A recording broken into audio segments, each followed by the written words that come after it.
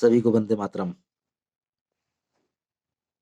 तो हम लोग पिछले वीडियो में चर्चा की है कि भगवान श्री कृष्ण कहते हैं कि जो सबके लिए निद्रा है वह मनीषियों के लिए व भगवत्ता को प्राप्त हुए मनुष्य के लिए जागरण है, और जो हमारे लिए जागरण है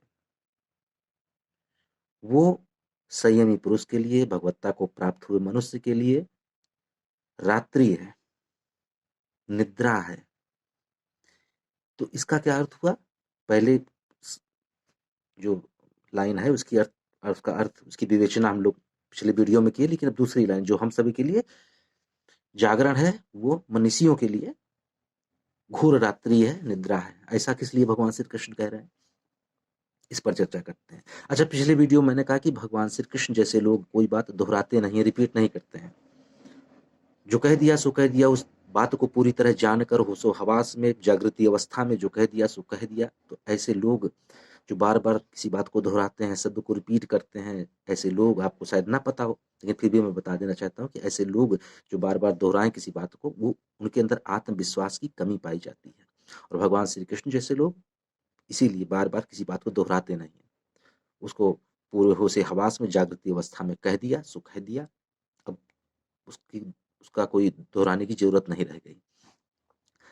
तो बात कर रहे हैं कि जो हमारा जागरण है वो मनुष्यों के लिए निद्रा है, रात्रि है। ऐसा किस लिए?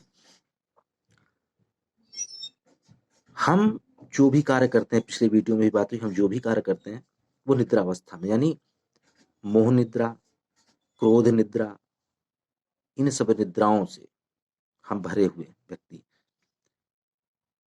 तो हमारा जो भी कार्य है वो निद्रा अवस्था में ही होता है, होशो हवास में नहीं होता है, जागृत अवस्था में नहीं होता है। यही बात भगवान श्री कृष्ण कह रहे हैं।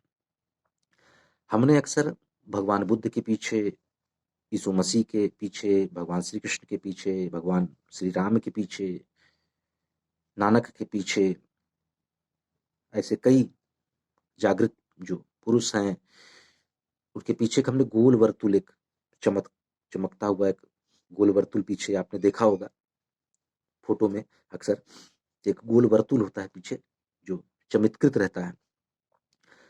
तो ये कोई फोटोजेनिक क्रिएटिविटी नहीं है, ये कोई मिथ नहीं है कि हमने वो चक्र बना दिया उनको आदर देने के लिए, सम्मान देने के लिए। अगर ये भाव है तो ये गलत है पूरी तरीके से। जागृत हुए मनुष्य के पीछे एक चक्र चलता है जागरण का, एक जागरण का चक्र होता है, वो निरंतर चलता है। और हमारे पीछे जो चक्र चलते हैं, अच्छा वो चक्र आपने देखे होंगे कुछ चमकीले होते हैं। और हमारे पीछे जो चक्र होंगे, नींद में व्यक्ति के, जो नींद में व्यक्ति चलता है, नींद में जो होशो हवास में रहता है, उसका जो चक्र चलता है वो ग्रे कलर का, स्लेटी कलर का, ऐसे सफेद और काले मिला करके कई कलर बनते हैं, वो चलता है। तो हम ये अपना जो चक्र है ये हम देख नहीं सकते हैं, क्योंकि कोई अनुभव नहीं है हमारे पास उन सूक्ष्म तरंगों को देखने का। क्योंकि उसके पहले जरूरत होगी अपने अंदर स्वयं का जो प्रकाश है उसको देखने की। तो उस प्रकाश से जब मेरा मिलना जुलना नहीं हुआ, उससे आत्म साक्षात्कार नहीं हुआ, तो फिर अनुभव नहीं रहा कि इस चक्र को हम देख सकें। तो इस चक्र को वही लोग देख सकते हैं जिन्होंने प्रकाश को जाना, जिन्होंने प्रकाश को देखा। वो अंधकार को भी देख सकते हैं, क्योंकि बिना प्रकाश के आप अंधकार का भी ज्ञान नहीं हो सकता है। तो ये चक्र हमारा जो पीछे है ये देखा नहीं जा सकता है।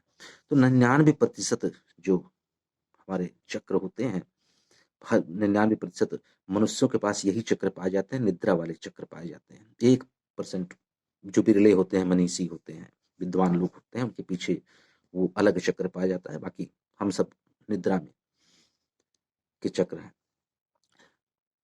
हम अपने वक्तव्यों के लिए जो हमने कई बार बोले हैं, कितनी बार पछताए हैं, बहुत बार पछताते भी हैं अपने वक्तव्य के लिए कि हमने ऐसा बोला।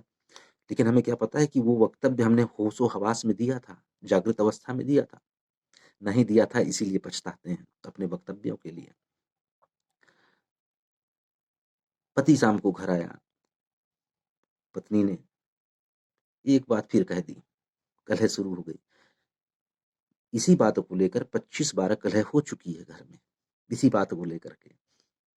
पत्नी जानती है कि इस बात को रोका जा सकता था, ये बात ना मैं कहती तो भी काम चल जाता, लेकिन उसने कहा।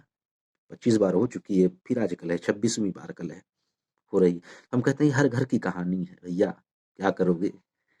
सही बात है, हर घर की कहानी है, सब निद्रावस्था में ही है।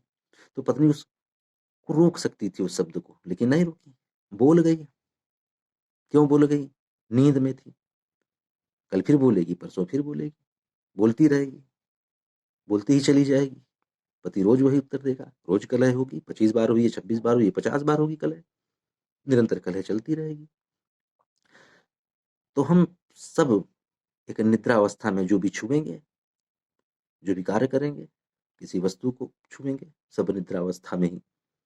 तो रोज वही कहानी, रोज वही चिंताएं, रोज वही दुख, रोज वही पीड़ा, रोज वही परेशानी। सुबह उठते ही जैसे मशीन का काम चालू हो जाता है, वैसे ही सब बधा बधाया काम है, फटाफट फटाफट सब शरीर करता चला जाता है। सब निद्रा में हो रहा है, होता ही रहेगा निद्रा में। जब तक जागृति नहीं तब तक निद्रा में। तो भगवान श्री कृष्ण यही कह रहे हैं कि हम जो जागरण करते हैं उसको वो कहते हैं कि निद्रा अवस्था है, ये इनकी, ये रात्रि है हुई है इनके लिए। तो हमारा हर कार्य नींद में, तो हमारे लिए रात, जो जागृत पुरुष हैं वो तो यही कहेंगे कि रात्रि है, ये सब सोए हुए व्यक्ति हैं। तो भगवान श्री कृष्ण का दूसरा अर्थ, हम बाहर निकलते हैं, घर के बाहर निकलते हैं, सज संवर कर शीशे के सामने बढ़िया तैयार हुए कि आज चलो भाई बाहर कुछ भाव दिखाते हैं, कुछ पोजीशन दिखाते हैं लोगों को, बढ़िया से तैयार होकर के, यानी कि उपद्रव की शुरुआत कर रहे हैं। हम बोलेंगे सबको, कोई हमें नहीं बोलेगा, एक उपद्रव की शुरुआत करने जा रहे हैं।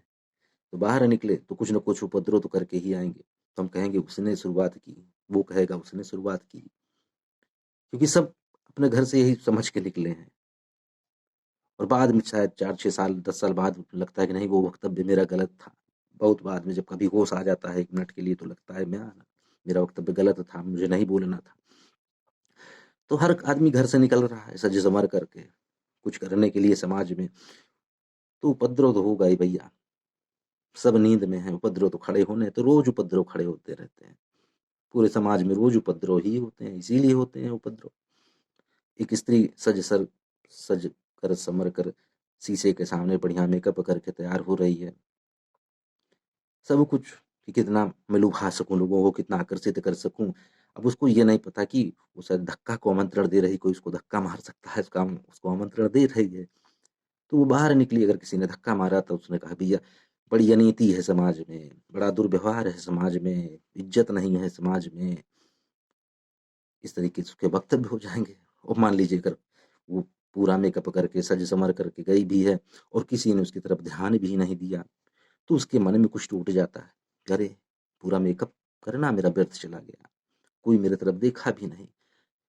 तो कुल मिलाकर के हम करना क्या चाहते हैं, हम पाना क्या चाहते हैं, इस संसार में आने का अर्थ क्या है, हमारा बोध क्या होना चाहिए, कुछ भी नहीं पता, सब निद्रावस्था है। जो काम की बात है वो हमें नहीं पता है, क्योंकि निद्रावस्था है। जब जागृत होंगे किसी दिन, तब हमें लगेगा कि हमें जीवन के लिए, हमें अपने मृत्यु के लिए हमें क्या करना चाहिए। लेकिन सब फिर निद्रावस्था चल रही है तो फिर चलने दो, चलती रहेगी। तो गीता को हम आज यही खत्म करना चाहेंगे, क्योंकि 18 अध्याय 1 लाख श्लोक, उसकी विवेचना करना पूरी जिंदगी खत्म हो जाएगी, कोई विवेचना नहीं हो पाएगी उसकी। तो मुख्य मुख्य जो श्लोक थे वो मैंने बताने की कोशिश की।